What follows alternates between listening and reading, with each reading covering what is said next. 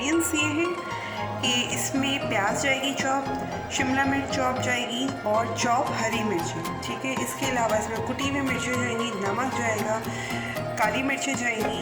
इसके अलावा इसके अंदर जो सॉसेस जाएंगे किसी भी आप ब्रांड का ले सकते हैं, सोया सॉस, चिली सॉस, इसमें केचप जाएगा, ऑयस्टर सॉस जाएगा। और फिर हम स्टेप ये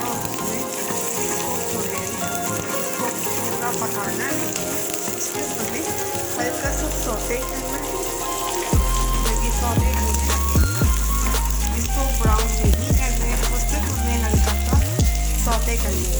मीनवाइल हमने इसके अंदर शिमला मिर्च भी डाल देनी है, ठीक है। और हम इसको अच्छे मिक्स करके हम इसको मैक्सिमम 3 to 5 मिनट हमें इसको सौते करना है तेल। और फिर हमें एक अलग बाउल में 2 कप पानी और बीफ की इस तरह की स्ट्राइप्स हमने कट कर दी थी। ये इसमें नमक, चुटकी सा नमक और थोड़ी सी काली मिर्चें, थोड़ा सा मैंने इसमें सोया सॉस, चिली सॉस और थोड़ा सा अदरक लहसुन डाल के पानी में इसको पका लिया कि ये बोटीज़ की गल गई।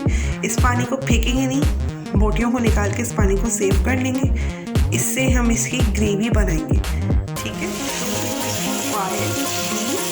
जो हमारा बॉइल हुआ था और इसमें चॉप अदरक और चॉप लहसुन एक स्पून बोट मिला के हमने डाल के इसको मिक्सअप कर दिया, ठीक है। ये थोड़ा सा ऑयल में मिक्स हो जाए ताकि इसकी एक बॉइलिंग की जो कचाहटपन होती है वो खत्म हो जाए। ये बिल्कुल हमारी देखिए